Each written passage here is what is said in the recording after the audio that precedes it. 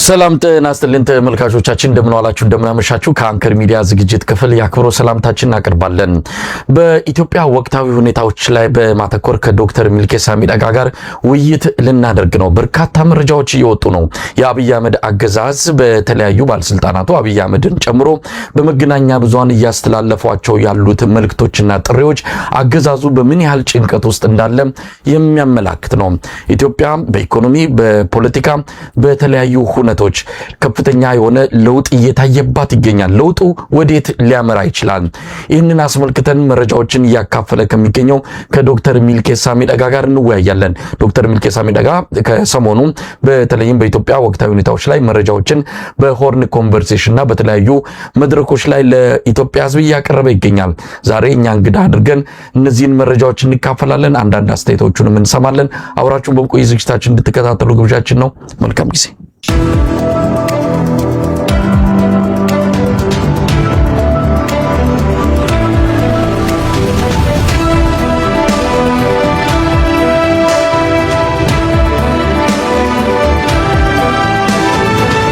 ጤና ይስጥልኝ ዶክተር ሚልኬሳ።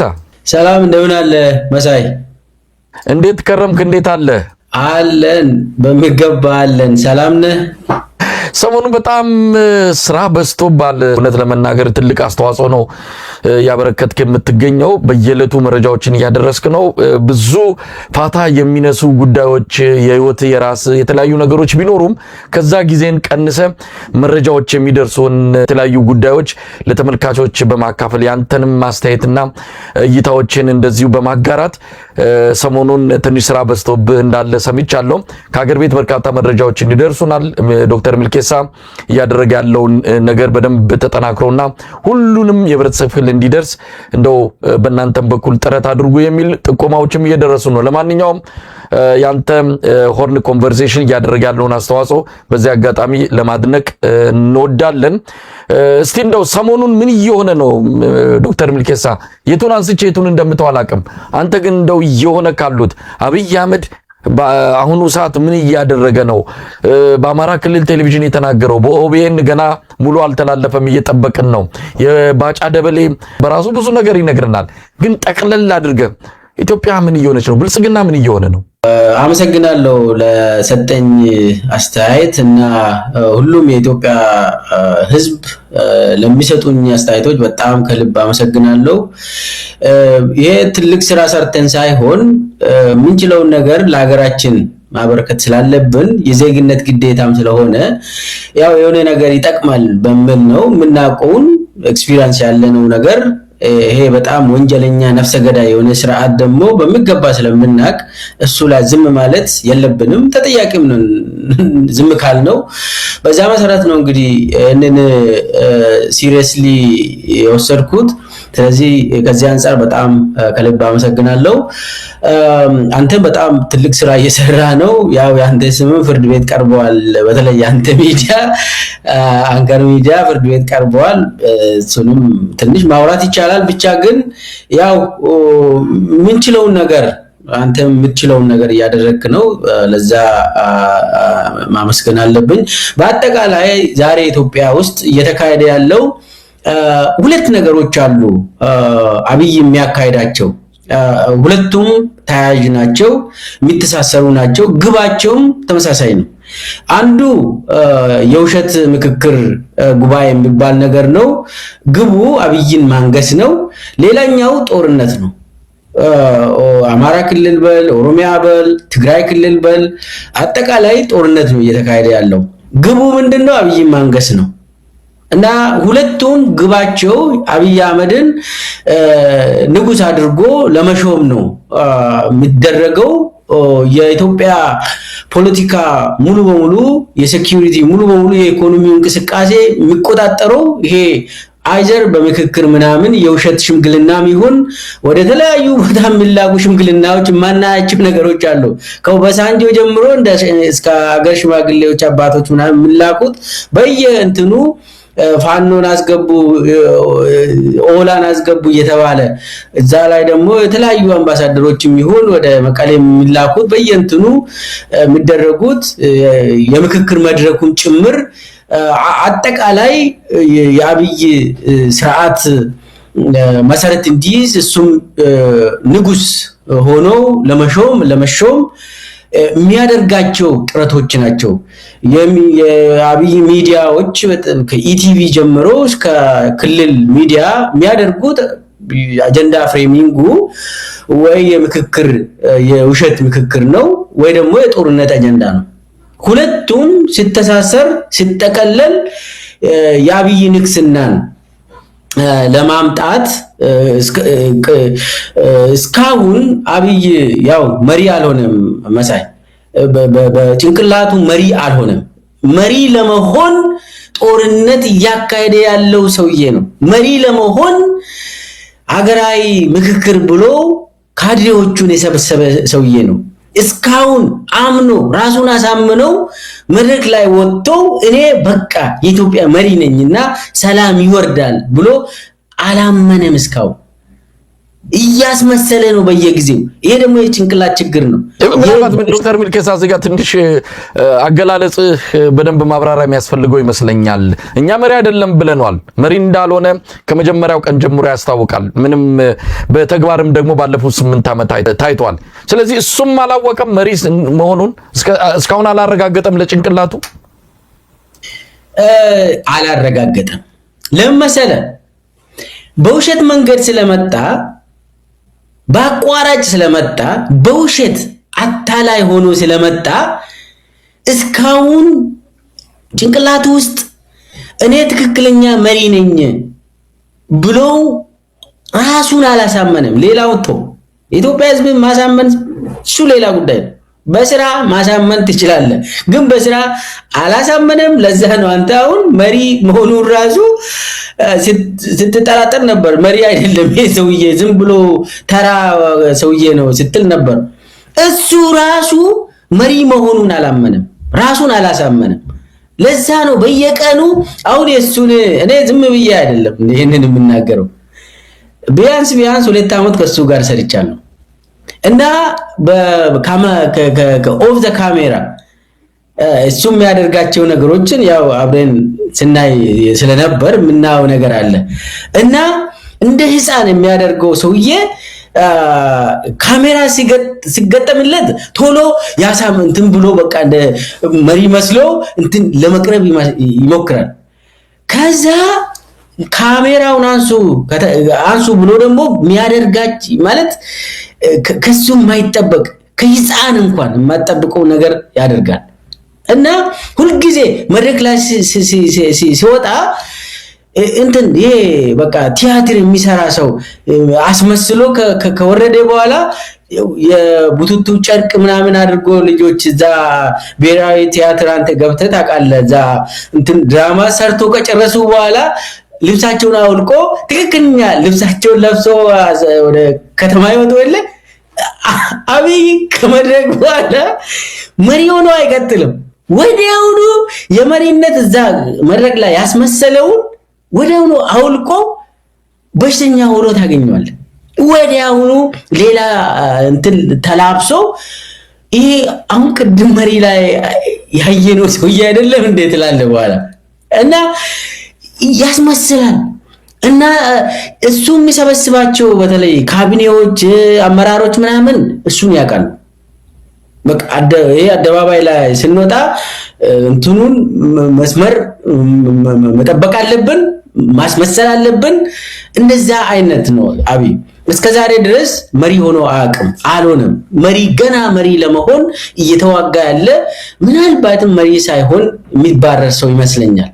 እና አጠቃላይ ኢትዮጵያ ውስጥ እየተካሄደ ያለው የጦር ፕሮፓጋንዳ ጦርነት ነው። ሌላም ምክክሩም የጦር ስልት ነው። እዚህ ላይ መናገር የሚፈልገው ሀገራዊ ምክክር ተብሎ አብይ እያካሄደ ያለው ይሄ መስፍን አርአያ ሬንጀር አልለበስም እንጂ የጦር መሪ ነው። ጦር እየመራ ነው። የአብይን ጦር ይመራል። አብይ ባስቀመጠለት ግብ ጦሩን እየመራ ነው። ሪፖርት ያደርጋል። ስልቶችን በየቀኑ ይናገራል። ግቡ አብይ ማንገስ እስከሆነ ድረስ ምን ማድረግ እንዳለበት የህዝብ ጭንቅላት ላይ ምን መጫወት እንዳለባቸው በተለይ ደግሞ ፊፍዝ ጀነሬሽን ዋርፌር የሚባል ነገር አለ። በጣም ሰብቨርሲቭ የሆነ የሳይኮሎጂካል ጦርነት የሚያካሂዱ ሰዎች አገርን ቢዚ በማድረግ አሁን አገራዊ ምክክር አለ ተብሎ በቃ ቢዚ እንድትደረግ ያደርጋሉ። ዞሮ ዞሮ ግን አብይ ንግስና ላይ የሚሰሩ ሰዎች ናቸው። ስለዚህ ብርሃኑ ጁላ የሚመራው ጦርና መሰናሪያ የሚመራው በእጃዙ ጦር ነው። እሱ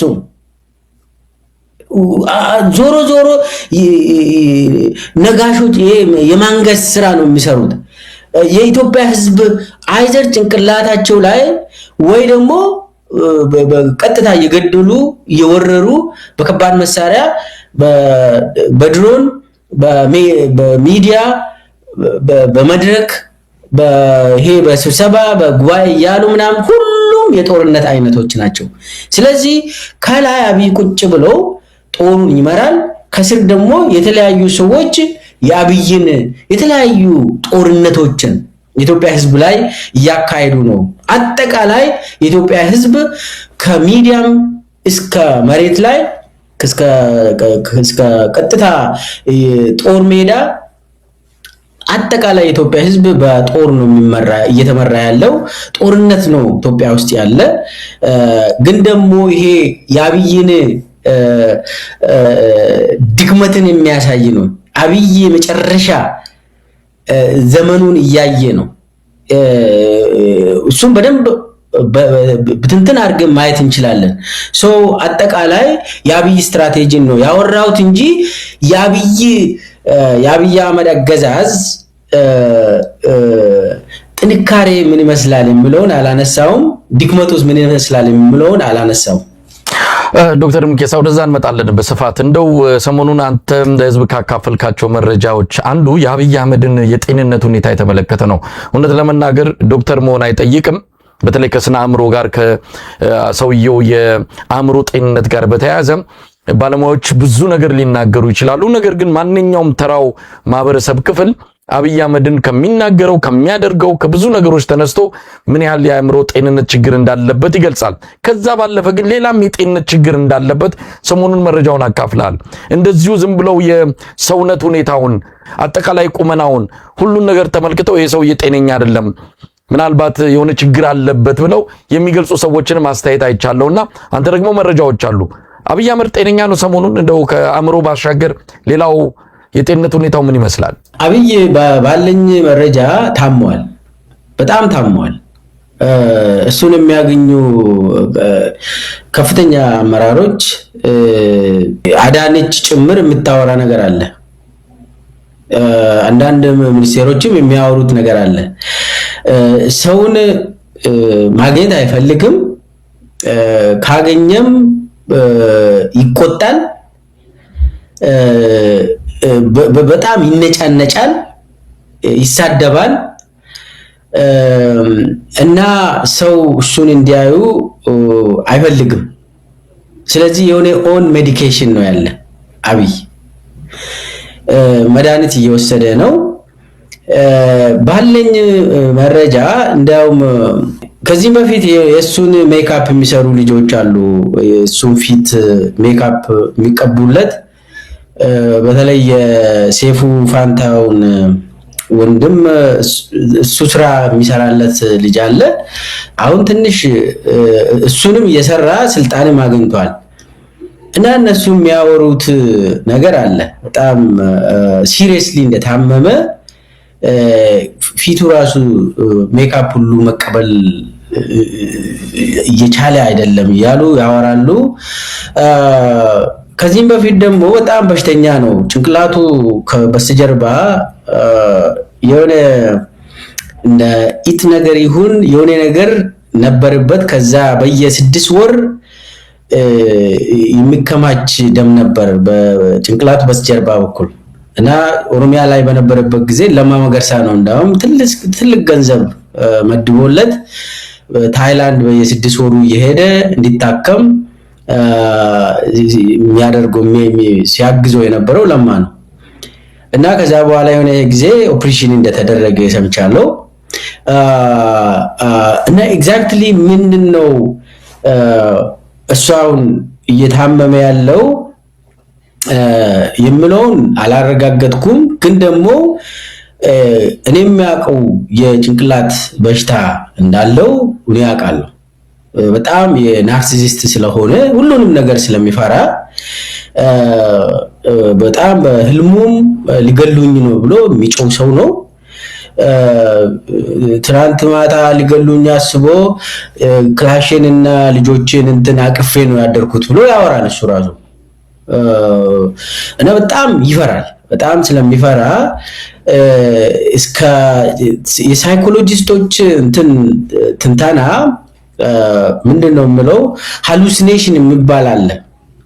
ሃሉሲኔሽን የሌለውን አለ ብሎ የሚያሳይ ሰው የማይሰማውን አንተ ትሰማለህ፣ ሰው የማያውን አይቴ ትፈራለህ።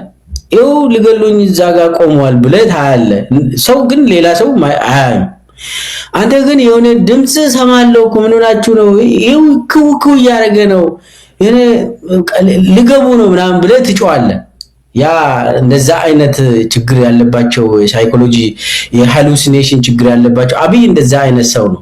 ቤተመንግስት ውስጥ ሊገሉኝ መጥተዋል ገብተዋል እኮ አይቻለሁ ብሎ የሚያወራ ሰውዬ ነው። እና ለዛ ብሎ ደግሞ ቤተመንግስቱ ራሱ እንደገና ግቢው 3 አጥር እንዲኖረው አደረገ። ይሄ በሽተኝነት ነው። በኃይለማርያም ደሳለኝ ጊዜ በመለስ ጊዜም 1 አጥር ነበር። በቃ ያ አጥርም እንደውም የሆነ በአፄ ኃይለ ሥላሴ ጊዜ የነበረው አጥር ነው። ምንም የተለወጠ እንትን አጥር አልነበረም። በደርግ ጊዜ አልተለወጠም፣ ምንም አልተለወጠም። እና መሪዎች መጥተው ይገባሉ፣ ምንም አይቀይሩትም። እንትኑ ራሱ አይታል ከሆነ በመለስ ዜናዊና በኃይለ ማርያም ደሳለኝ ጊዜ የነበረው ግቢ ውስጥ እንትኑ በአፄ ኃይለ ሥላሴ የተሰራ እዛ እንትኑ ራሱ አለ ስማቸው ራሱ። እና ያንን አልቀየሩትም። ምንም የሚፈሩት ነገር የለም። እዛ የሚጠብቀው መከላከያ አለ። ግን ይሄኛ ምንድነው ያደረገ? ያንን አፈረሰ። 3 አጥር ነው ያደረገ። ከዛ ወደ ውስጥ ገብተ ደግሞ ቢሮው ራሱ በራሱ አሻራ ብቻ ነው የምትከፍተው። በአብይ አሻራ ብቻ ነው የሚከፈተው የአብይ ቢሮ። ይሄ እኮ ምንድነው? እስቲ አስብ። የትኛው ቤተመንግስት ነው ዓለም ላይ በገዢው በጠቅላይ ሚኒስትር ወይ ደግሞ በፕሬዝዳንት ብቻ እንትን በጣት አሻራ ብቻ የሚከፈተው? ዋይት ሃውስ ነው ወይ? ዋይት ሃውስ እኮ እዚህ ጽዳት ሰራተኞች ናቸው ከፍተው ከደህንነቶች ጋር ሆነው የሚያጸዱትና ከዛ በኋላ ይዘጋል።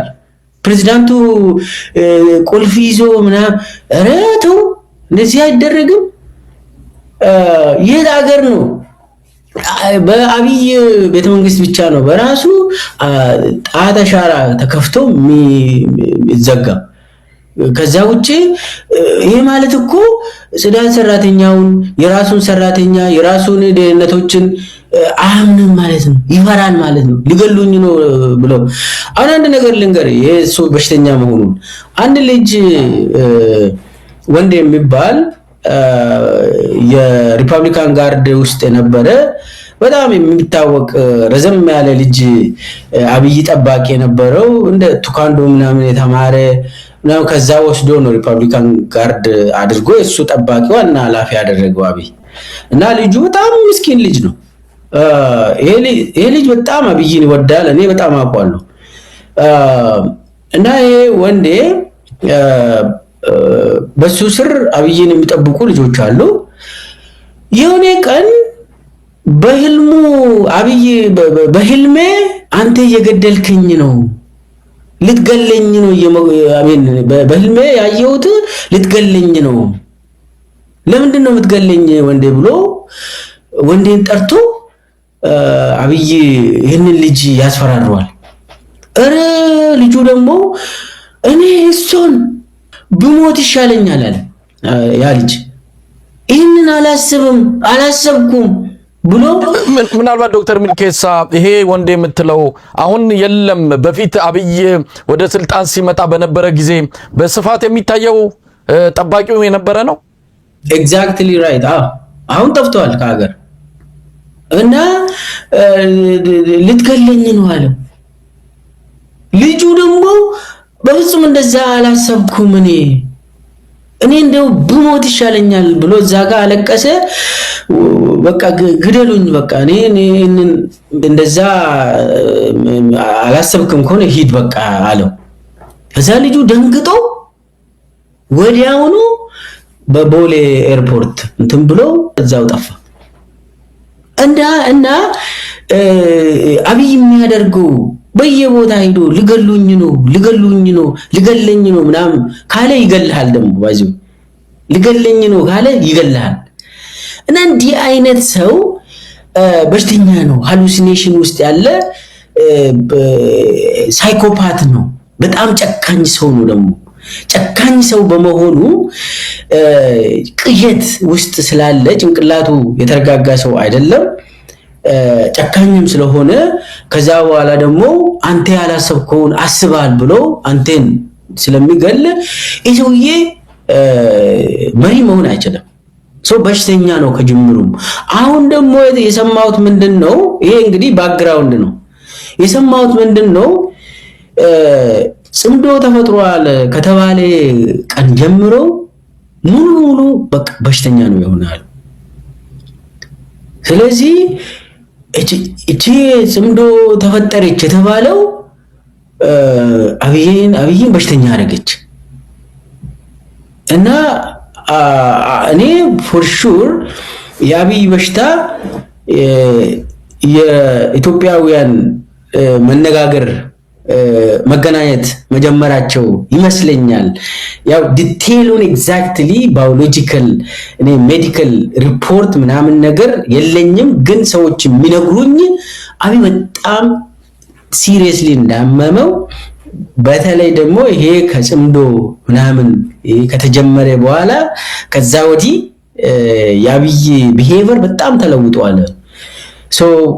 ከዚህ ጋር ተያይዞ የተለያዩ እሱ የሚያሳያቸው አይ ሰላም ነኝ ምናምን ለማለት የሚሞክረው አሁን ባለፈው ይሄ ችግኝ ተከላ ላይ ከዝናሽ ጋር ዝናብ ውስጥ የሚሮጡት ሁለት ሆኖ እየሮጡ ከ20 ሰከንድ በኋላ እሱ ይስላል ቆሞ ዝናሽ አለፈች እና ሲጀመር ምን አመጣ ዝናብ ውስጥ መሮጥ? ከዛስ ማለት የአብይን ቢሄቨር ነው ያውቀዋለሁ። የሆነ ነገር ዲስፕሩቭ እያደረገ ነው። የሆነ ነገር ሲያደርግ ዲስፕሩቭ ያደርጋል። ማስተላለፍ የሚፈልግ ነገር አለ አብይ። ሁልጊዜ የሆነ ነገር ሲያደርግ እሱ ታርጌት ያደረገ የሆኑ ሰዎች የሚያስቡት ነገር አለ ብሎ ይገምትና እሱን ዲስፕሩቭ ያደርጋል። አብይ እሱን ዲስፕሩቭ ለማድረግ ይሞክራል። አይ ሰላም ነኝ ሚኒስቴሮች አካባቢ ነው የሚሮጠው። ደግሞ ሚኒስቴሮችን አቁሞ ይሮጣል እና ሚኒስቴሮቹ አይ ሰውየው ሰላም ነው ስራችንን ወጥረን እንይዘው ምናምን ብሎ እንዲያስቡ ያንን እንትን ጌም ይጫወታል ጭንቅላታቸው ላይ። ግን አብይ በጣም ደግሞታል።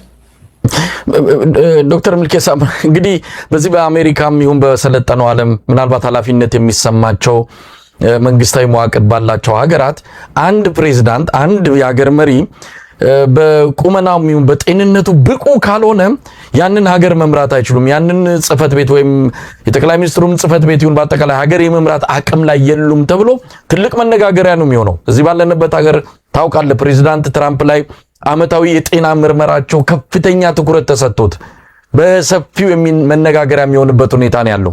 ምክንያቱም እዛ ቦታ የሚቀመጥ ሰው በስነ ልቦናም በስነ አእምሮም በአጠቃላይ የጤንነት ሁኔታ ብቁ መሆን አለበት። አለበለዚያ ሀገር ነውና ከዛ ቦታ እንዲነሳ የሚያስገድድ ሕግ አላቸው።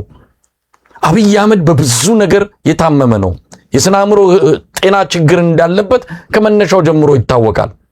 ሁኔታውን አይቶ ማንም ሰው የሚፈርደው ነው። አሁን ደግሞ ሌሎች የጤና ችግሮች እንዳሉበት በስፋት እየተነገረ ነው። ስለዚህ ጤናማ ያልሆነ ሰው የሚመራት ሀገር በጣም አስቸጋሪው ነው። ከባድ አደጋ ላይ ነው ያለ ነው ማለት እንችላለን። አዎ ታደስ፣ ይሄ እኮ በጣም ያሳዝናል። ለኢትዮጵያ ይሄ እንዲህ አይነት ሰው በየቀኑ አሁን አብይ ሲዋሽ አይሰማውም። በነገራችን ላይ እሱ ሲዋሽ ውሸት ማለት ቃላቶችን መቀያየር ነው ብሎ ያምናል አብይ። ግን ደግሞ ጤናማ የሆኑ ኢትዮጵያውያን አብይ በየደቂቃው የሚዋሸውን ይይዛሉ። የአብይን በሽታ በተለይ ደግሞ ሰው አልፎ አልፎ ሊዋሽ ይችላል። በነገራችን ላይ ሰው ግን የአብይ ውሸት ቀጣፊነቱ ፓቶሎጂካል ላየር የሚባለው በየሰከንዱ ውሸትን ይናገራል። ያለ ውሸት ራሱ አያወራም።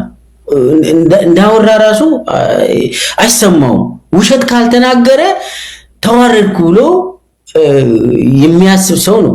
ይሄ አሁን እሱ የምናገረውን ነገር ሲሪየስሊ የሚከታተል ሰው ዝም ብሎ ዛሬ ኖት ያዝ፣ ነገም እሱ ያለውን ነገም ኖት ያዝ፣ እንደዛ እያልክ ዛሬ እሱ የተናገረው ከአንድ 5 ደቂቃ በኋላ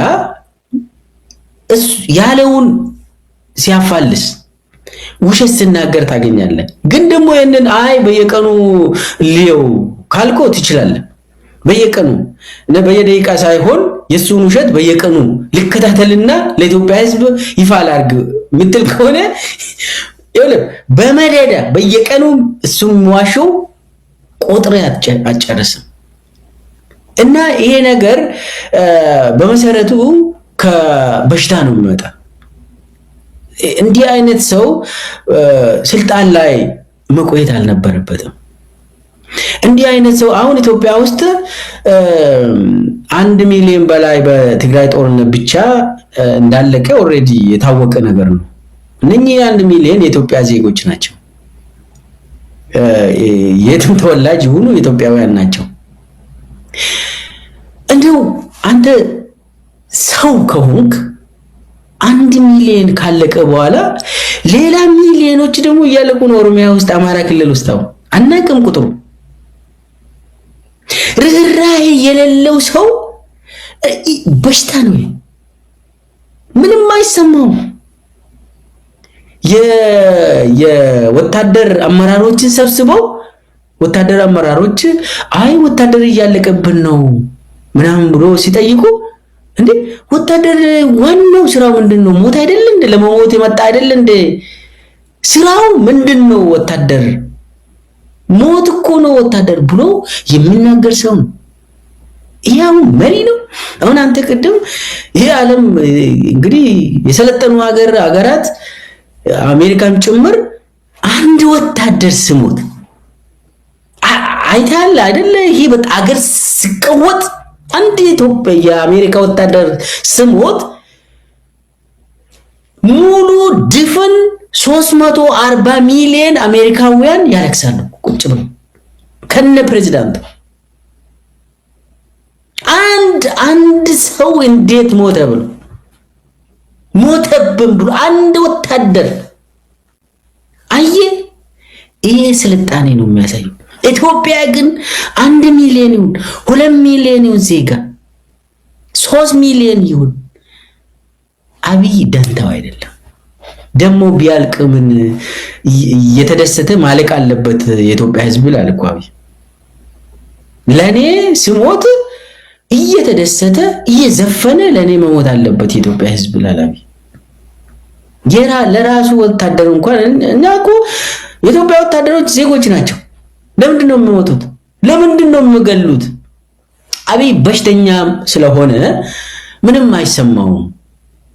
ኢትዮጵያ ሕዝብ እኮ ብዛቱ ቁጥሩ 50 ሚሊዮን መብለጥ የለበትም ብሎ የሚሰራ ሰው ነው አብይ።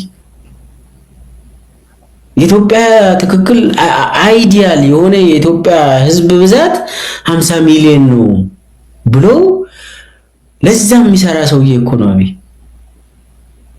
ይሄ ማለት ደግሞ የህዝብ ቅነሳ ላይ ነው አብይ። በዚህ ሰዓት ጦርነት ወሳኝ እንደሆነ ያምናል። የህዝብ ብዛታችንም እንዲቀንስ እየሰራ ነው። ይሄ ሰው በሽተኛ ነው እያልኩ ነው ከጅምሩ።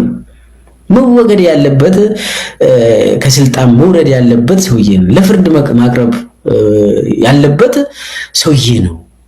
ዶክተር ሚልኬሳ እንግዲህ አንዳንድ መረጃዎችን ላንሳ። ወደ ዋናው ጉዳያችን ገና አልገባንም። ብዙ ነገሮችን እንደምታካፍለን አስተያየትም እንደምትሰጥበት ተስፋ አድርጋለሁ። አንዳንድ መረጃዎች በአንድ ቀን የሰማናቸውን ነው። በጉራጌ ዞን አበሸጌ ሰሞኑን እልቂት ነው የሰማነው። በጣም በርካታ ሰዎች ተገድለዋል። በተለይ ማንነትን መሰረት ያደረገ ግድያ ነው። ዘግናኝ ግድያ ነው። በፎቶግራፍ በቪዲዮ ወጥቶ እያየን ነው። እሱን ለማሳየት የምንችል አይደለንም። በጣም ስሜትን የሚጎዳ እልቂት ነው እየተፈጸመ ያለው። ማን ፈጸመው? ማንም የሚፈጽመው ነገር ግን መሀል ከአዲስ አበባ በብዙ ኪሎ ሜትር ርቀት በሌለው ሁኔታ ነው መሀል ኢትዮጵያ ላይ የሚፈጸም በመሆኑ ይሄ ያገዛዙ በአንድም ይሁን በሌላ ተጠያቂ የሚሆንበት ክስተት ነው። ሌላው አብይ አህመድ ሽምግልና ወደ ህወሓቶች ልኳል። ባለፈው ማንታ አንስታል። አሁን ደግሞ በነ ግርማ ብሩ የሚመራ አንድ ቡድን ህወሓቶችንና ብልጽግናዎችን ለማስታረቅ ሰፊ ዘመቻ ከፍተዋል። ምናልባት አብይ አህመድ ወደ ሽምግልና ያመራው ማዘናጊያ ወይስ አቅም አጥሮት? በተለያየ መልኩ የሚገለጹ ነገሮች አሉ። ባለፈው ቅዳሜ በወልቃይት አቅጣጫ የተጀመረው ውጊያ ወዲያውኑ ነው የቆመው። ውጊያው ከባድ ነበረ። እንደምንሰማው ከሆነ ብዙ ጉዳት በአገዛዙ ሰራዊት ላይ ደርሷል። ስለዚህ ሞክሮታል። ነገር ግን ወደፊት መግፋትና ህወሓቶችን ማንበርከክ የቻለበት ሁኔታ እንደሌለ እያየን ነው። ስለዚህ ስላልቻለ ወይስ ደግሞ ማዘናጊያ ወይስ ምን ልንነው እንችላለን? እነ ግርማ ብሩ እየተራሯጡ ይገኛሉ ነው። ሌላው በእስር ላይ የሚገኙት የአማራ ተወላጅ ጋዜጠኞች፣ ፖለቲከኞች፣ የህሊና እስረኞች፣ ባለሀብቶች፣ አክቲቪስቶች ለሁለት ተከፍለዋል ነው የሚባለው። አብይ አህመድ በብርሃኑ አዴሎ በሰብአዊ መብት ኮሚሽነር አማካኝነት አንድ የሆነ ፎርም እንዲሞሉ እያደረገ ነው።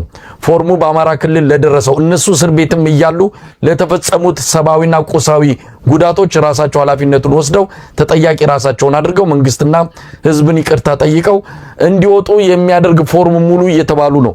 የፈረሙ አሉ። አሁን በስም ዝርዝር እነከሌ ብሎ መጥቀሱ አስፈላጊ አይደለም። ግን በእስር ላይ ያሉ ዋጋ የከፈሉ ሰዎች ሳይቀሩ ምንድነው ፎርሙን እንደሞሉ እየሰማን ነው። ግን አብይ አህመድ እያለ ያለው ፍጠኑ፣ አሁን ይሄ ጦርነት ከተጀመረ የሚያስታውሳችሁም ስለማይኖር ቶሎ ብላችሁ ፈርሙና ይቅርታ ጠይቃችሁ ውጡ ነው። ይቅርታ ጠይቆ ሲወጡ በመያዣነት ነው። ዳግም በዛ ጉዳይ ላይ ብሳተፍ፣ ዳግም አንድ ነገር ባደርግ ተመልሶ ወደ እስር ቤት ለመግባት ይህንን ቃል ገብተው ነው ከእስር የሚወጡት ተብሏል። ለማንኛውም እንዲህ አይነት ነገር እንዳለ እየሰማን ነው። ብዙ ነገሮች አሉ። እነዚህን ክስተቶች አይተን አብይ አህመድ ምን እያደረገ ነው? የጦርነቱን፣ የቀውሱን፣ በየቦታው የሚታየውን አጠቃላይ ማህበራዊ ቀውሶቹን ለጊዜው እንተውና እነዚህን በማየት አገዛዙ ምን እያደረገ ነው? ምን እየተፈጸመ ነው ኢትዮጵያ ላይ ማለት እንችላለን?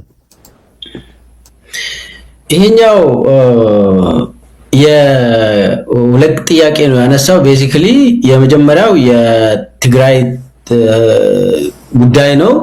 አብይ ሽምግልናን ሊሞክር ነው። ይሄ ግርማ ብሩ ምናምን የሚባል ሰዎችን እያደራጀ እንደዚህ አይነት አብይ ሊያደርግ ይችላል፣ ያደርጋል ደግሞ። ግርማ ብሩ የሱ ተላላኪ ብዙ ትልልቅ አምባሳደሮችን ይልካል። የተለያዩ የአውሮፓ ዩኒየን ሰዎችም ሊልክ ይችላል። ብዙ ሲሪየስ የሆኑ ዓለም አቀፍ አመራሮችን ወደ መቀሌ መላክ ይችላል አብይ። ለምን አንተም ቅድም ትንሽ እንደገለጽከው በዚህ ሰዓት አብይ አቅም የለውም። ስለዚህ የማዘናጊያ የጦር ስልቶችን ይጠቀማል አብይ። ሽምግልና ለአብይ እርቅንና ሰላምን ለማምጣት ሳይሆን እንደ ጦር ስልት ነው የሚጠቀመው አብይ። አሁን አልተዘጋጀውም፣ ትንሽ ቆይልኝ እስከሚዘጋጅ የሚል ስትራቴጂ ነው። ስለዚህ ጦር የሽምግልና ስልክ ደግሞ በእጃዙር ፕሮፓጋንዳውን ይቀጥልበታል። ህዝብ ላይ የህዝብ ጭንቅላት ላይ በተለይ የትግራይ ህዝብ ላይ የጦር ስልቶችን እየቀያየረ ከከበባው እስከ ሳይኮሎጂካል ዋርፌር ሳይኮሎጂካል ኦፕሬሽን ያካሂዳል ህዝብ ላይ አብይ። በአንድ በኩል ደግሞ ሽምግልና ይልካል። ከኦባሳንጆ እስከ ግርማ ሊልክ ይችላል። ሁለቱም ደግሞ ተመሳሳይ ናቸው፣ የአብይ ካድሬዎች ናቸው። ዞሮ ዞሮ አብይ የሚጠቀመው የሽምግልና የጦር ኢንስትሩመንት ነው፣ የጦር መሳሪያ ነው እሱ። አብይ የሚጠቀመው ሽምግልና ይሁን ምን ይሁን ፕሪቶሪያ ይሁን ኤቭሪቲንግ አብይ የሚጠቀመው እንደ ጦር መሳሪያ ነው የሚጠቀመው። እና የትግራይን በተመለከተ አብይ ይወላል በዚህ ሰዓት አብይ ምንድነው የሚጠቀመው? ይሄ ጥምረት የሚባል ጉዳይ መጥቷል። የአብይ ስትራቴጂ በዚህ ሰዓት የጦር ስትራቴጂ ጥምረቱን ማፍረስ ነው ከቻለ። ይሄ የትግራይ ኃይል፣ የአማራ ኃይል፣ የኦሮሞ ኃይል፣ የተለያዩ ኢትዮጵያውያን ኃይሎች ተጣምረው ወደ 4 ኪሎ ይመጡብኛል የሚል በጣም ስጋት ስላለበት ምንድነው የሚያደርገው? ከፋፍሎ መምታት ይፈልጋል። ስለዚህ ከፋፍሎ መምታት የሚፈልገው ምንድነው የሚያደርገው? ይሄ አንዱ ስትራቴጂ ሽምግልና ነው። በሽምግልና በየጊዜው እንትን እያደረክ የጦር ስልት ነው። ይሄም ያዳከምክ ህዝቡ ደግሞ አይ ጦርነት አንፈልግም እንዳውም የትግራይ አገዛዞች ናቸው ለጦር እንትን የሚያደርጉት በቃ ሰለቸን ምናምን እንዲሉ ማለት ኦሬዲ እኮ በጦርነት እየተመቱ ያሉት የትግራይ ህዝብ ነው። በረሃብ እየተቀጡ ያሉት መድኃኒት ያጡ ተከቦ እህል እንዳያገኙ ነዳጅ እንዳያገኙ ወደ አዲስ አበባ አትንቀሳቀሱም እየተባሉ ከአማራ ወንድሞቻችሁ ጋር መገናኘት የለባችሁም ተብሎ የሚከለከሉ የትግራይ ህዝብ ነው። ይሄንን እያደረገ ከላይ ደግሞ በድሮን እየደበደበ ይሄንን እያደረገ በዚህኛው በኩል ደግሞ ሽምግልና ብሎ በየጊዜው ይልካል። ምንም አዲስ ነገር አይመጣም። ግን ደግሞ ዋናው at the end of the day ጦርነት ነው። የማይቀር ጦርነት ትግራይ ላይ ይታወጃል፣ አይቀርም እሱ። አብይ የትግራይ ህዝብን ካላንበረከከ አይቆምም። ይሄ የታወቀ ነው። ግን የጊዜ ጉዳይ ነው። ያንን ደግሞ እንዴት ነው የምናደርገው የሚለውን ታክቲኮችን በየእንትኑ ሲፈልግ ምናልባት ፕሪቶሪያ ነምበር 2 ምናምን ብሎ ሊጀምር ይችላል። ይሄ ከግርማ ብሩ የሌባ አካባቢ የሚቀር ሳይሆን ከፍ ብሎ who knows ዋሽንግተን ምናምን ራሱ ምናምን ሊሉ ይችላሉ። አብይ እንትን ብሎ በዛ መሰረት የትግራይ ህዝብን አዘናግቶ እንዲንበረከኩ ለማድረግ ይሞክራል። አጠቃላይ ይሄ ነገር ለፋኖም እየተሰራ ነው። እኔ ባለኝ መረጃ ፋኖች ጋም ሽምግልና እየተላከ በየእንትኑ ደግሞ እነሱን ደግሞ ከፋፍለው ነው አፕሮች የሚያደርጉት። ፋኖን እንደ አንድ አይቆጥርም አብይ ያውቀው እና ፋኖ ራሱ የፈረሰ ነው ብሎ ስለሚያስብና ለዛም ስለሚሰራ ለየጎንደሩ ለብቻ ለጎጃሙ ምናምን እንደዚህ አርጉ ምናምን ይላል አብይ። በዛ መሰረት ነው ገንዘብ ምናምን ይሄ ባጫ ደበሌ እኮ ፋኖ የሚፈልገው ኦላ የሚፈልገው ገንዘብ ነው እንጂ ምንም እኮ አይፈልገውም እኮ 4 ኪሎ ከፍት ነው ግቡ ቢባሉ ማይመጡ ማለት ትክክል እኮ ነው ሰውየው። እና ይሄ እኮ ማለት ነው ፈርቶ ነው ገልብጤ ነው የምታነበው እሱ የሚያወራው። እነኚህ ኃይሎች ተጠናከሩብን ብሎ ነው እያወራ ያለው። ለፕሮፓጋንዳ ሲባል አሳንሰው የሉም እንኩ ሰዱ ቢባልም አይቀበሉም የሚለው ሰውዬ ሊቀበሉ ነው። ደረሰ እኮ ጊዜው ጉዳችን ነው ያለ ነው አብይ ባጫ ደበለ በዛ በኩል። እና ራሱ አይደለ እንደ ከተወሰነ ወራት በፊት አይደለ ይሄ ጸረ ሽምቅ ውጊያ ብሎ መጽሐፍ ጽፎ ለብርሃኑ ጁላ ለመከላከያ አስረክቤያለሁ ያለው ጸረ ሽምቅ ውጊያ ምናምን ብሎ ዋናው ጸረ ሽምቅ ውጊያ ሲናካሄድ አማጺ ኃይልን ለማዳከም ለማጥፋት አንደኛ እነሱ የሚበሉበት ቤቶችን ማቃጠል ይላል። እሱ ሪኮመንድ የሚያደርገው የገጠር ቤቶችን ማቃጠል ይላል። ገጠር ይሄ ወደ ከከተማ ወጣ ያሉ ቤቶችን የአርሶ አደሩን ቤት ሙልጭ አድርጎ በማቃጠል ማጥፋት፣ ከዛ በኋላ ፋኖና ኦላ ይጠፋል አለ በሱ መጽሐፍ ባጫ ደበሌ መጽሐፍ። ይሄ ነው እንግዲህ ይሄ ካውንተር ኢንሰርጀንሲ ስትራቴጂ ብሎ ባጫ የጻፈው መጽሐፍ ውስጥ ነው። ይሄንን ስንል ያኔ ፋኖንና ኦላን ለማጥፋት ይሄንን የኢትዮጵያውያን የገበሬ ቤት እናቃጥል ብሎ የጻፈውን ይሄ እኮ ምንድነው ማለት ነው? አሳውን ለማጥፋት ወንዙን ማድረቅ ተባለው እንትን ይሄ ፍቃዱ ተሰማ ፍቃዱ ጥዌ ጨፌ ኦሮሚያ ላይ የተናገረው ማለት ነው። አሳውን ለማጥፋት ወንዙን እናድርቃለን። ብርሃኑ ጁላም እኮ ምንድነው ያለ? የአማራ ህዝብ ከፋኖ ጋር ዝም ብሎ የሚበላ ከሆነ አብሮ ይቃጠላል አለ ብሏል። አብራችሁ የምትሄዱ ከሆነ አንድ ላይ ነው የምናቃጥላችሁ እናጠፋችኋል። እና ስትራቴጂው ይሄ ነው ብሎ ባጫ የጻፈው አሁን ደግሞ እናጠፋለን ብሎ የጻፈውን ትቶ የሉም እኮ አሁን እኮ በቃ ምንም እኮ ዘመኔ ነው ማሮ ነው ምናምን የሉም እኮ አይመጡም እኮ በቃ 4 ኪሎ ውሰዱ ከተባሉ አይቀበሉም ምናምን አለ። ይሄ ምንድነው? ተስፋ ቆርጦ ለፕሮፓጋንዳ የሚሉት ነገር ነው። ዞሮ ዞሮ ግን በእጃዙር ደግሞ ምንድነው የሚሉት? ከጌታቸው ጉዲና ጀምሮ ምትሉትን አባሉና ምትሄዱት ቦታ ሂዱ፣ የኦሮሞ ነጻነት ሰራዊትን ያዙ፣ በቃ የሚፈልጉት ምንድነው? ይሄንን አጣሩና እንደው ከየጥምር ውስጥ እንዳይገቡ ምናምን ተብሎ አቅጣጫ ተሰጥቶ በሽምግልና በተለያየ በገንዘብ ምናምን ምን በቃ ብልጽግና እኮ በገንዘብ የሚያስብ ሰው እንትን ስርዓት ነው። እንገዛለን ይላሉ፣ ሁሉንም ነገር እንገዛለን በገንዘብ ይላሉ። እና አጠቃላይ ይሄ ሽምግልና ስትራቴጂ የጦር ስልት ነው እና ለትግራይም ለአማራውም ለኦሮሞውም የሚጠቅም እየተጠቀመ ያለበት የጦር ስልት በመሆኑ ሁሉም ሰው ያውቃል የሚል ነው። ሌላው አንተ ያነሳው ይሄ እስረኞችን በተመለከተ አብይ እየተከተለ ያለው አብይ በዚህ ሰዓት ምንድነው ያደረገ ያለው? ያው በየአመቱ መስከረም ላይ ለተወሰኑ እስረኞች ይቅርታ ይደረግላቸዋል። ኢትዮጵያ ውስጥ ምናቆ ማለት በየአመቱ ጠቅላይ ሚኒስቴሩ ይቅርታ ያደረጉላቸው ወይ ደግሞ ፕሬዝዳንቱ ይቅርታ ያደረጉላቸው ምናምን ይባልና ዜና ይሰራል። ድሮ ያውኑ ለየት የሚያደርገው ምንድነው? የተለያየ ግብ ያለ ዝግጅቶች አሉ ኢትዮጵያ ውስጥ። አሁን ይሄ ምክክር የሚባለው መስፈናሪያ የሚመራው የጦር ስልት አለ እና ያ ደግሞ እስከ መስከረም ድረስ የንክስናው ዶክመንት ይዘጋጃል ተብሏል። አሁን ኦሬዲ ያለቀ ጉዳይ እኮ ነው። አብይ የጨረሰው ግን እዚህ ካድሬዎችን ሰብስቦ ያጋጨ ይውላል እዛ ላይ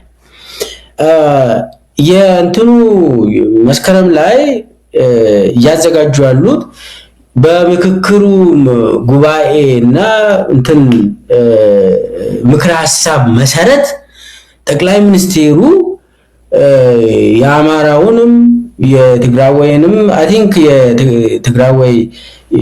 የትግራይ ተወላጆችም የተወሰኑ ቅርታ የሚደረግላቸው አሉ ተብሏል እና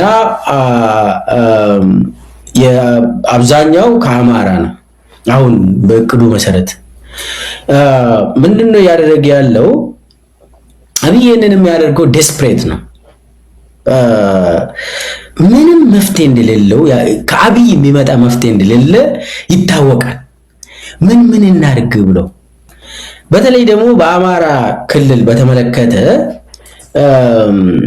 አንደኛ የአማራ ኃይል ለመከፋፈል እየሞከረ ነው። በዚህ ግማሹን ያስፈረመ ግማሹ ደግሞ እምቢ እያለ ነው ተብሎ ይቅርታ አደረግንላቸው። ሲጀመር እነኚህ የታሰሩ ሰዎች መታሰር አልነበረባቸው። ሲጀመር በፖለቲካ አቋማቸው ነው የታሰሩት። ምንም ወንጀል የሰሩት ነገር የለም የታሰሩት እነኚህ ልጆች። ስለዚህ አሁን አብይ ምንድነው ያደረገ ያለው? ግማሹ መውጣት ሊፈልግ ይችላል። ለምን? በግፍ ስለታሰረ። እዛው እስር ቤት ውስጥም ግፍ ደርሶበታል። ስለዚህ ውጭ ወጥቶ ፀሐይን ለማየት የሚፈልግ ዜጋ ይኖራል ፎር ሹር። ስለዚህ የፈለጋችሁትን ጽፋችሁ አምጡን የፈርሜ ልውጣ የሚል ሰው ሊኖር ይችላል። ሌላው ደግሞ አላደርግም ብሎ የሚተው ይኖራል። በዚህ መካከል እከሌ እጅ ሰጠ እከሌ ደግሞ እጅ አልሰጠም ተብሎ በአማራ ህዝብ ውስጥም ክፍፍል እንዲፈጠር ይፈልጋል አብይ። ዞሮ ግን አብይ አሸናፊ ሆኖ ለመውጣት ነው። ይሄ እንግዲህ አሸናፊ አድርግም አብይን ድክመቱን ያሳየበት እንትን ነው። የአማራ ኃይልን ለከፋፍሎ ለማሳየት ዶክተር ሚልኬሳ እዚህ ጋር በደንብ አስምሮ ማለፍ የሚገባው ጉዳይ አለ። አብይ አህመድ የአማራም ህዝብ ይሁን የትግራይ ህዝብ የኦሮሞም ህዝብ ለትግል የወጣው በምን ያህል ደረጃ ትግሉን እየገፋ እንዳለ ምን ሲያገኝ ይሄ ትግል እረፍት እንደሚያገኝ አብይ አህመድ የተረዳው አይመስልም። እስረኞችን በመፍታት የአማራን ትግል ማቆም አይቻልም። እስረኞቹ መታሰራቸው በጣም አንድ ጉዳይ እንጂ ዋና የትግሉ ማዕከል አይደለም። እስረኞቹን በመፍታትና በመከፋፈል በእንደዚህ አይነት ሁኔታ ድል አገኛለሁ ወይም የሆነ ነጥብ አስቆጥራለሁ ብሎ የሚያስብ ከሆነ ከትላንቶቹ የተማረ አይደለም። አብይ አህመድ ዘመንን አልዋጀም። ዘመንን ሳይዋጅ በትላንቱ ምናልባትም የትላንቶቹ በተወሰነ ደረጃ በብልጠትም በቴክኒክም ይበልጡታል። አብይ አህመድ ግን በጣም ኋላ ቀር የሆነ እውነት ለመናገር እጅግ በሚያሳፍር ሁኔታ የተለመዱ ዘዴዎችን የተለመዱ ውሳኔዎችን እየወሰነ አሸናፊ ሆኖ ለመውጣት ይፈልጋል። ምናልባት ይሄም የተስፋ መቁረጥ ነው ብለን ልንወስድ እንችላለን። ዋናው ነገር ግን የአማራ ህዝብ ትግል፣ የኦሮሞ ህዝብ ትግል፣ የሁሉም የኢትዮጵያ ህዝብ ትግል እስረኞችን በመፍታትና እንደዚህ አይነት ጥገናዊ ለውጦችን በማምጣት የሚቆም እንዳልሆነ አለመረዳቱ በራሱ አስገራሚ ነገር ነው። ልክ ነህ። ሲጀመር እዚህ ላይ የታሰሩ ሰዎች መፈታት አለባቸው። ኢፍትሃዊ በሆነ መንገድ ነው የታሰሩት፣ መለቀቅ አለባቸው። ይህንን ደግሞ ከዛ ስለቅ ደግሞ ከዛ ለማትረፍ ነው አብይ አይደለ የሚፈልገው። ምንም አያተርፍም። አንተ እንዳልከው አንድች ነገር አያተርፍም። የሰው ሪአክሽን ምንድነው? ሲጀመር ለምንድን ነው የታሰሩት ነው? ለምንድን ነው ያሰርካቸው ነው? መብታቸውን ስለጠየቁ ነው። አንዳንዱ ደግሞ በብሔር ማንነቱ ነው የታሰረው። ይሄ አሁን ይቅርታ ጠየቁ ከዛ ተፈቱ እና ጠቅላይ ሚኒስትሩ ፈታቸው ምናምን ልባል።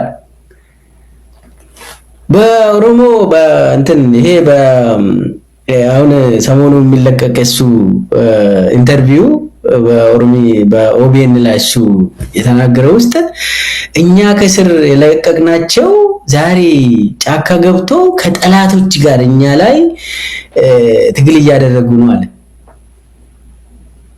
ስለዚህ ከዚህም በፊት ደግሞ ኦሮሚያ ውስጥ ካሰራችሁ ግደሉ አለ። አይጠቅሙም ብሎ ተናገረ። ዝም ብላችሁ አፋችሁን ዘግታችሁ ዝም ብላችሁ ግደሉ መንገድ ላይ አለ። ይሄ በዚህ የሚያምን ሰውዬ ዜጎችን በመረሸን የሚያምን ሰውዬ እስር ቤቱ ደግሞ በእጃዙር በሌላ መልክ ደግሞ በሰፊው እያሰሩ ነው። አዲስ አበባ ውስጥ፣ አማራ ክልል ውስጥ፣ ኦሮሚያ ክልል ውስጥ በየእንትኑ በገፍ ነው ሰው እየታሰረ ያለው። እንትናቸው ደግሞ ክሳቸው ደግሞ ተመሳሳይ ነው። ጽምዶ ሆናችሁ ነው የሚባለው። ያሁን ዘመቻው አዲስ አበባ ላይ በተለይ ሰሞኑ በየክፍለ ከተማ የጽምዶ ማጽዳት ዘመቻ ተብሎ ግብረ ኃይል ተቋቁሞ እያሰሩ ነው። እነሱ ሲፈታሉ አይፈታም አብይ። እነኛ አሁን የሚወጡም ደግሞ ከወጡ በኋላ ወይ ልረሽን ነው ወይ ደግሞ ምንድነው የሚያደርገው? እነኚህ ቅርታ ጠይቆ ስለወጡ ፋኖ ገደላቸው ይላል ደግሞ ወይ ደግሞ ገሎ ወይ ደግሞ መልሶም ሊያስራቸው ይችላል። በአብይ ዘመን ነፃ ወጣ ነፃ አትወጣም። ስለዚህ ከእስር ቤት ሊወጣ ይችላል ሰው፣ ግን ደግሞ ሊገል ይችላል። እኔ አብይን እስከማውቀው ድረስ አብይ በማሰር የሚደሰት ሰው አይደለም። በመግደል ብቻ ነው የሚደሰተው አብይ። የአብይን ቢሄቨር በደንብ አውቃለሁ። ነፃ ወጣ ብሎ ደረቱን ነፍቶ የሚሄድ ሰው ካለ ይገላል አብይ። ሰውን ካልገደለ ማለት እንትን አይረጋጋም አብይ። ስለዚህ ከአብይ የሚመጣ ነፃ የወጣ ሰውም በነፍስ የተረፈ ሰው ካለ ንገሩን፣ አስታውሱኝ እስቲ። እከሌ በአብይ ዘመን ከእስር ቤት ወጥቶ በሰላም እየኖረ ነው የምትለውን እስቲ አንድ ሰው ንገረኝ። ወይ አስፈራርቶ የሆነ ነገር አድርጎ፣ ወይ ጫካ ገብቷል፣ ወይ ተገሏል። ይሄ ነው በቃ የእስረኞች የኢትዮጵያ እስረኞች ታሪክ። በአብይ ጊዜ ከእስር ቤት በአብይ ጊዜ የተለቀቁ ወይ ተገሏል፣ ወይ ወደ ጫካ ተመልሷል፣ ወይ ደግሞ ታፍነው፣ ወይ ደግሞ ከሀገር ወጥቶ ጠፍቷል። ከዛ ውጪ ምንም የለም። ስለዚህ የአማራ ህዝብን ትግል አማራ ህዝብ ነፃ ሲወጣ ብቻ ነው የሚቆመው። እኔ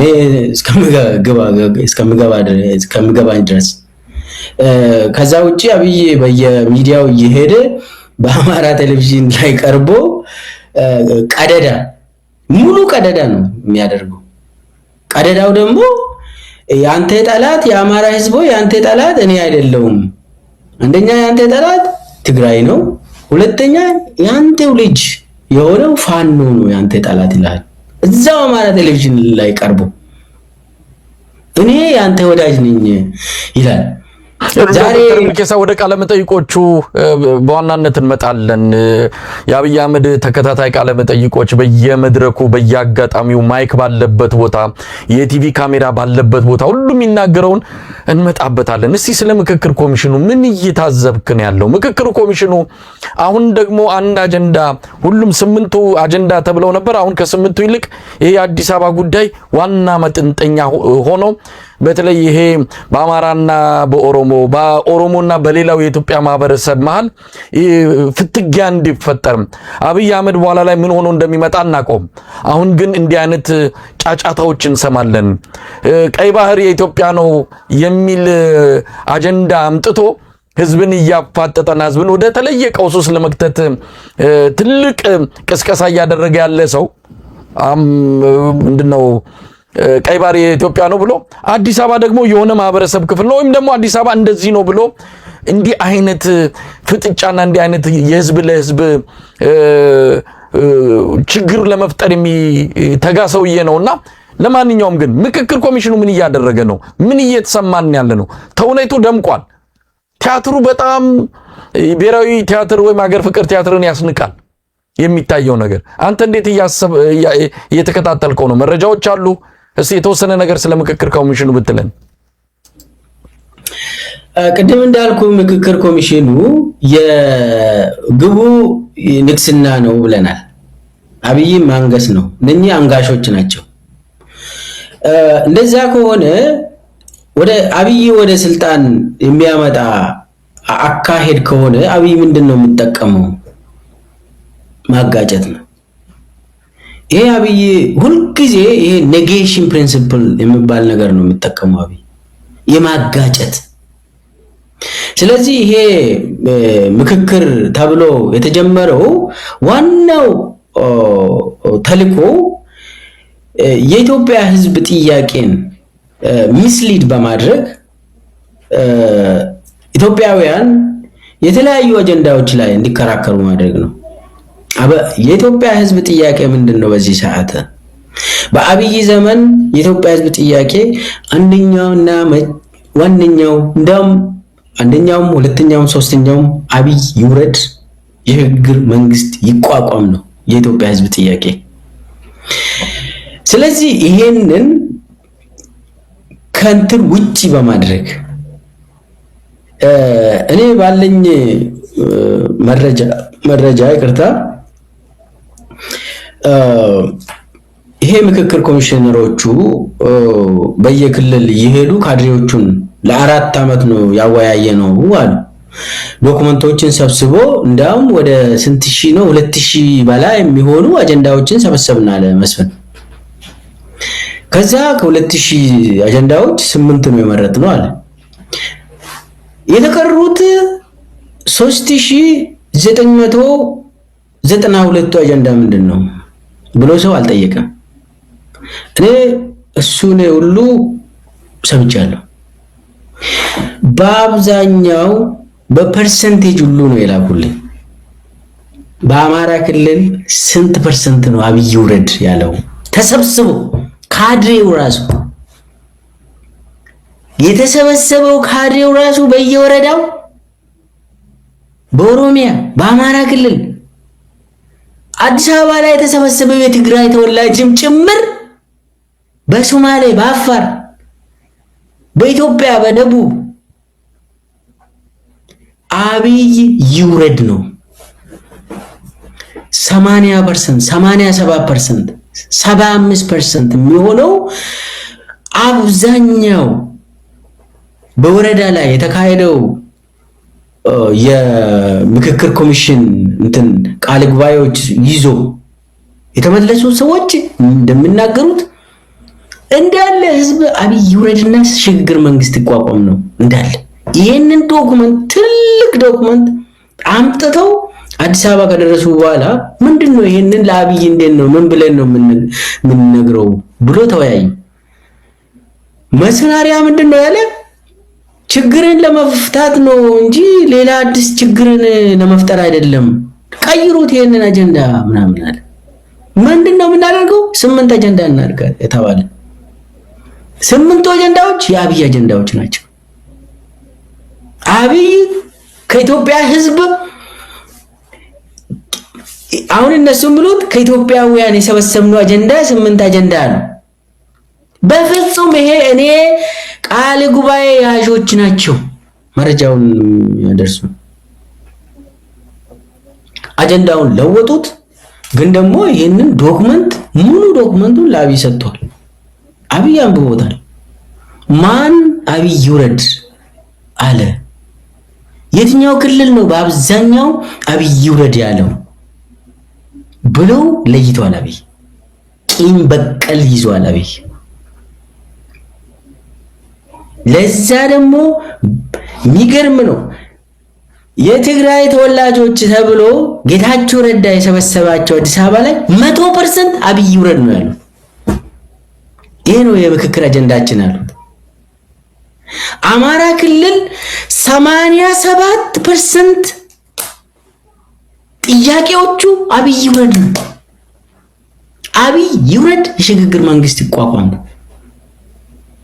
ኦሮሚያ 75% ጥያቄዎቹ አብይ ይውረድ፣ ሰላም ይምጣልን፣ ሽግግር መንግስት ይቋቋም ነው።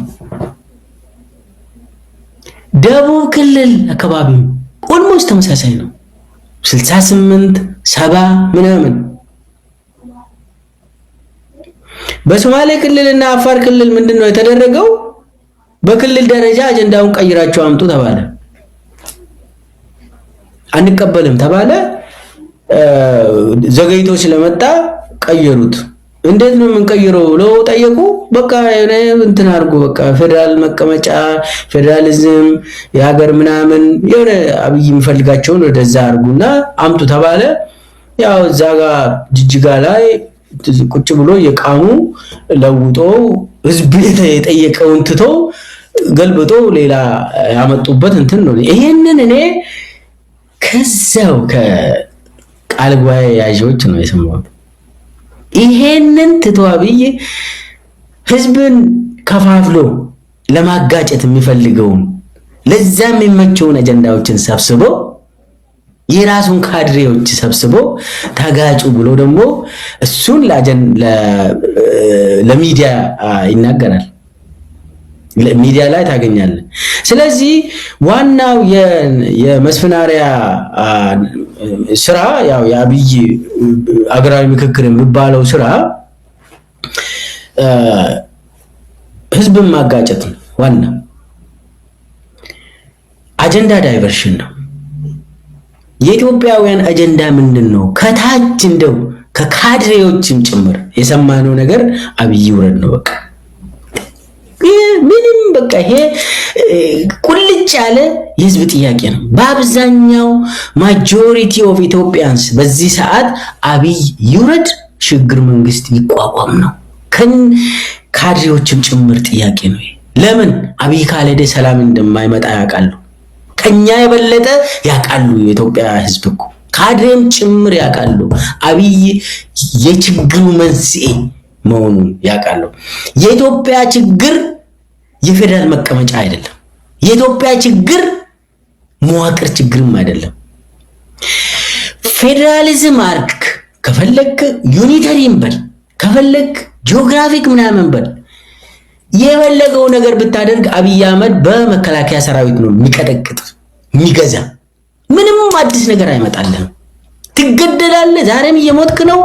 ነገም የሆነ ነገር አሃዳዊ ቢባል ግድያ አይቆምም። ዋናው የአብይ አሰራር በመከላከያ ነው የሚቀጠቅጥ። የአብይ አገዛዝ ወታደራዊ አገዛዝ ነው። የአብይ አገዛዝ ወታደራዊ አገዛዝ ሆኖ ሳለ ከፈለክ አህዳዊ ስርዓት ነው ብትል፣ ፌደራሊዝም ነው ብትል፣ የፈለገ ኮንፌዴሬሽን ነው በቃ ከዚህ በኋላ ብትል ምን ዋጋ አለ? ምን ሚኒንግ አለው እንዴ? ምንም የለው። አብይ አህመድ ከሆነ በሰራዊት ቀጥቅጦ እየገደለ ነው የሚገዛ። እንደዛ ነው እያደረገ ያለ። ምን አዲስ ነገር ይመጣል? ለኦሮሞ ህዝብ ሰላም ነው የሚመጣ? ለትግራይ ሰላም ይመጣል? ለአማራ ህዝብ፣ ለቤንሻንጉል ጉሙዝ፣ ለጋምቤላ የለም።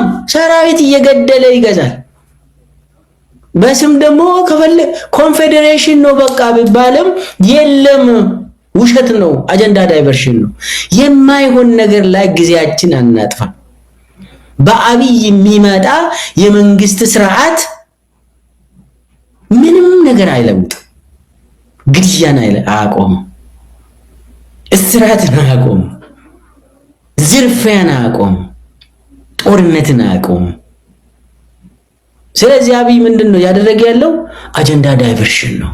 ሰው በፌደራሊዝም በአዲስ አበባ አምጣም እንደዚህ የኔ ነው ያንቺ ነው ምን አለ በዚህ ሰዓት? አንተ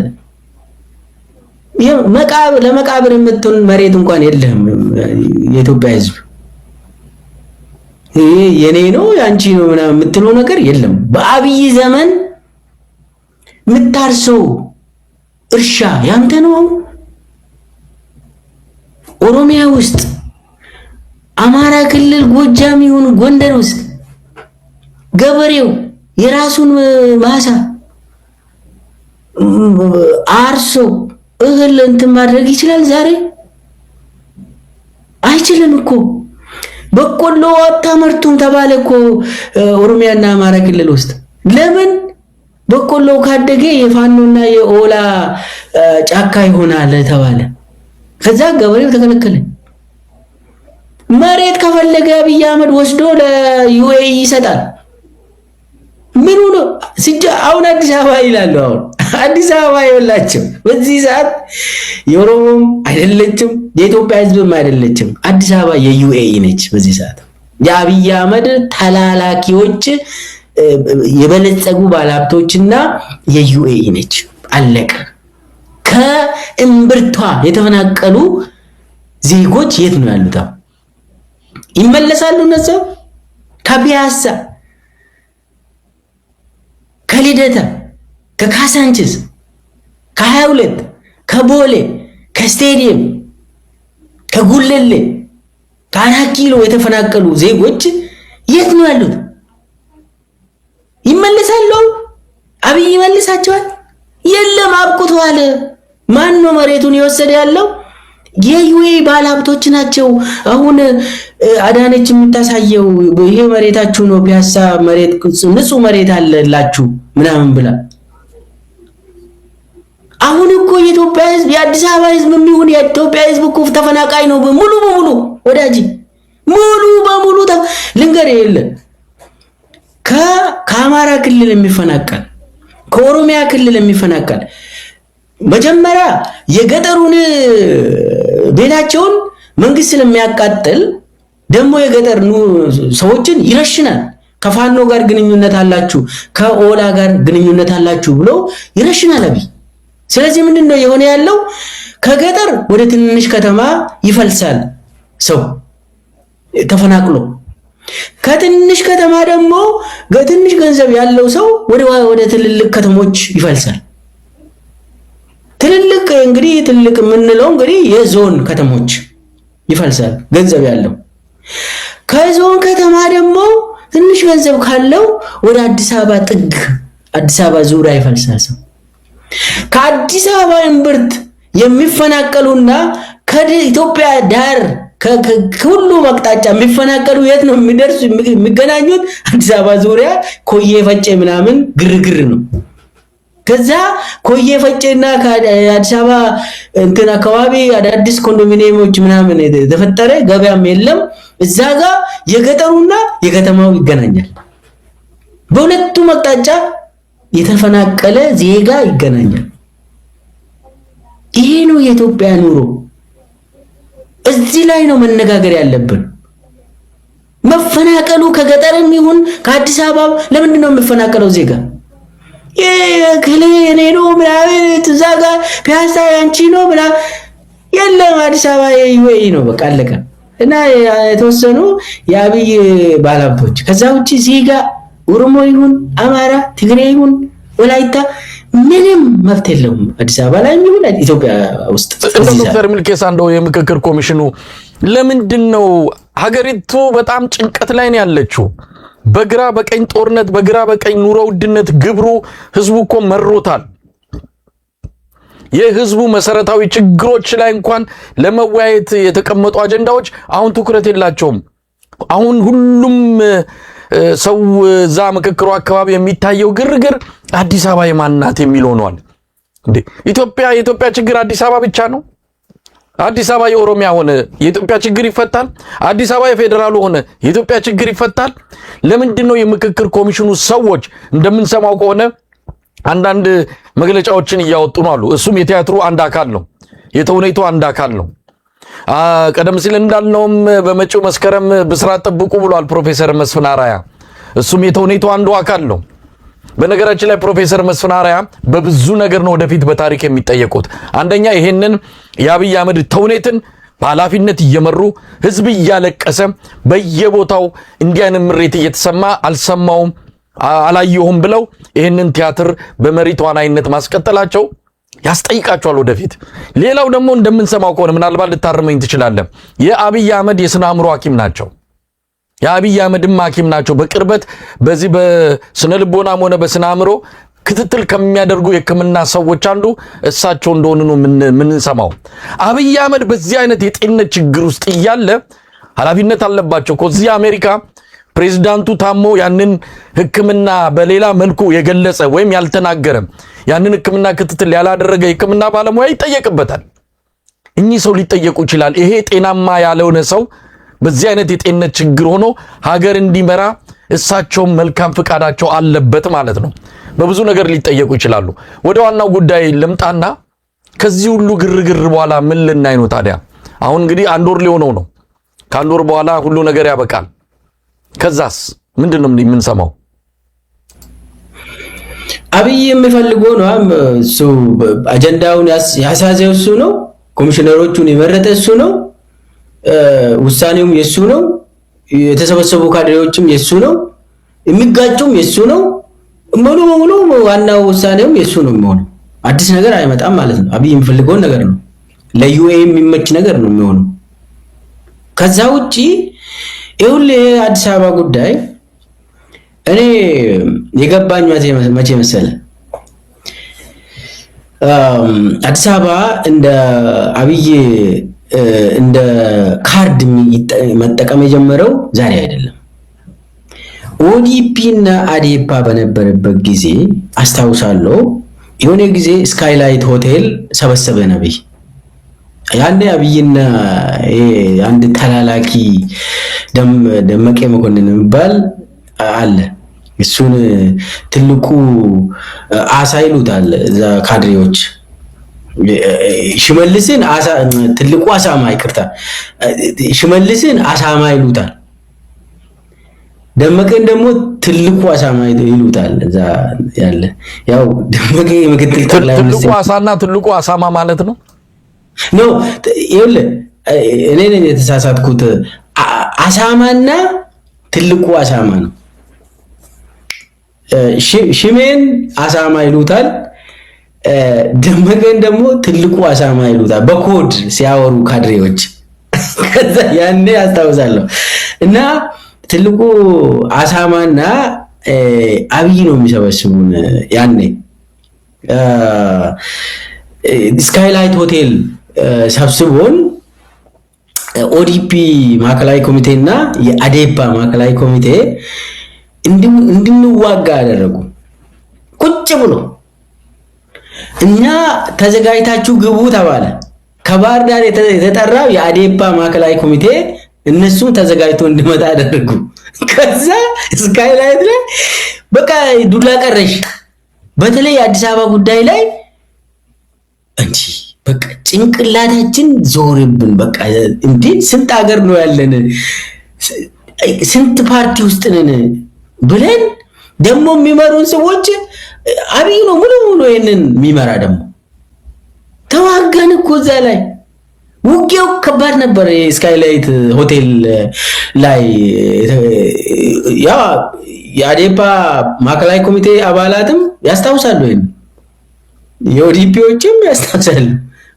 ግን ሙሉ በሙሉ ስካይላይት ላይ ገጠም ነው እና በኋላ ከዛ ወጥተን ምንድነው ያደረግነው ዛሬ ምናምን ግጥሚያው ምንድነው መጨረሻ ላይ መፍትሄ የለም ግን ተዋጋን ብለን ስንጠያየቅ አናቅም ከዛም እኛም አጀንዳ ተሰጥቶን ነው የመጣ ነው ማን ነው የሰጣችሁ ያው ከላይ ነው የመጣ ምናምን ይላሉ ኪት እንደመጣ አይታወቅም አሉ ከዛ ስናጣራ አብይ ራሱ ነው ያጣላል አጀንዳ አድርጎ አገሪን የመማራ አስታራቂ ሐሳብ አምጥቶ እንደው አዴፓና ኦዲፒ አብሮ ይሰራል ሁለቱ ክልሎች እኮ በቃ እንደው የሆነ ነገር ቆንጆ ክልሎች ናቸው አብሮ መስራት ይችላሉ እኮ በቃ ምንድነው ምናምን ተብሎ እንደው ሰላም ይፈልጋል አይደል አንድ መሪ በሰላም ካድሬዎቹ በሰላም አብሮ እንዲሰሩ ይሰራል ብለህ ትገምታለህ አይደል አይደለም እንድንጨራረስ እዛው አደረጉ እንድንጣላ አደረጉ አጀንዳውን እዚህ ላይ ተዋጉ ተባለ ተዋጋን እኔ ያኔ ነው የገባኝ አብይ አማራ ካድሬዎችንና ኦሮሞ ካድሬዎችን ሰብስበው አዲስ አበባ ላይ እንድትዋጉ ፈልጋለሁ ብሎ ሜዳውን አዘጋጅቶ ኳሱን ሰጥቶ ቁጭ ብሎ ይመለከታል ምን አይነት መሪ እንደሆነ ሰው እንዳይግባባ ነው ይፈልገው አጀንዳው ህዝቡ ካድሬው ከተስማማ የልማት ጥያቄ ሊጠይቅ ይችላል የሰላም ጥያቄ ሊጠይቅ ይችላል ድሮ እኮ ካድሬው ከተስማማ ምንድነው የሚባለው መሰለ ለምንድነው ጦርነቱን በሰላም መፍታት ያልቻልነው ለምንድነው በየቀኑ ጦርነት ዜና የሚሆነው ብሎ ይገመግምና የአመራር ችግር አለብን ይላል ካድሬው የአመራር ችግር ደግሞ ከላይ ጀምራል ይላል ይሄ በኢህአዴግ ጊዜ የተለመደ ግምገማ ነው የሚሆነው የሆነ ችግሮቹ መጥቶ የት ላይ ነው የሚያርፈው አመራሩ ላይ ነው የኢኮኖሚ ችግርም የአመራር ችግር ነው የሚሆነው ዞሮ የሰላም ችግርማ ሙሉ በሙሉ የአመራር ችግር ነው ስለዚህ የአማራ ካድሬና የኦሮሞ ካድሬ ከተሰበሰበ በኋላ እንደው ሰላም መምጣት አለበት እንዴት ነው እንደዛ ይሆን ነው ብሎ መገምገሙ አይቀርም ከገመገመ ግን ዋናው የኛ ችግር ነው የአመራሩ ችግር ነው በዋናነት ደግሞ የሰብሳቢያችን ችግር ነው ይባላል ይሄ የታወቀ ነው ስለዚህ አብይ ምንድነው የሚያደርገው ካድሬዎችን ሰብስቦ እንዲህ አይነት ጥያቄ እንዳይመጡ ካድሬዎች እንዲዋጉ ያደርጋል ያ ደግሞ ወደ ውጭም ወጥቶ ህዝብ ለህዝብም እንድንዋጋ ይፈልጋል አብይ የጎንዮሽ ጦርነትን ይፈልጋል አማራና ኦሮሞ እንዲዋጋ ይፈልጋል አብይ ራሱም ይፈጥራል ምክንያቱም አማራና ትግራይ እንዲዋጋ ይፈልጋል አብይ አጀንዳዎችን ፈልጎ ወልቃይት ምናምን እያለ የሆነ ህዝቡ ወደ አንድነት መሄድ ከጀመረ አማራና ትግራይ ህዝብ እስቲ ችግራችን ምንድነው ብሎ በሰላም መፍታት እኮ እንችላለን ማለት ከጀመሩ ራስ ወጥቶ ወልቃይት የሚባል እኮ አለ ወዳጆች ለምንድነው የምትነጋገሩት ይላል አብይ ወጥቶ እና የጦር ስልት ነው ያደረገ ያለው ስለዚህ ይሄ ምክክር የሚባለው አብይ ያቃል ለምን እንደሚጠቀሙ መጨረሻ ላይ ደግሞ የራሱ ውሳኔ አለ እሱም ያደርገው ግን ያም ውሳኔ ለምንድነው የሚጠቅመው አንዱን አስከፍቶ ወይ ደግሞ ሌላውን እንትን ለማድረግ ይፈልጋል አብይ ምንድናቸው እነዛ ውሳኔዎች የአብይ አህመድ ነው አብይ የሚፈልገው ሙሉ በሙሉ ከሱ ቁጥጥር ውጪ የሚወጣ ነገር አይፈልግም በፍጹም በዋናነት ደግሞ የዩኤኢ ጥቅም አሳልፎ አይሰጥም አብይ ይሄ የህዝብ ምናምን ጥያቄ ምናምን የሚባል ነገር የለም በአብይ ዘመን ስለዚህ አብይ የሚፈልገው ነገር ሊያደርግ ይችላል ያ የኢትዮጵያውያን ጥያቄ አይመልስም የባሰ እኛ እንድንዳከም ያደርጋል አብይ ስለዚህ ከሱ አጀንዳ መራቅ ነው እንደውም የሱ አጀንዳ ትራፕ ውስጥ መግባት የለብንም ወጥመድ ነው የሱ ይሄ ብሔር አገራዊ ምክክር የሚባለው ምንም ለኢትዮጵያ ህዝብ የሚያመጣ አንዳች መፍትሄ የለም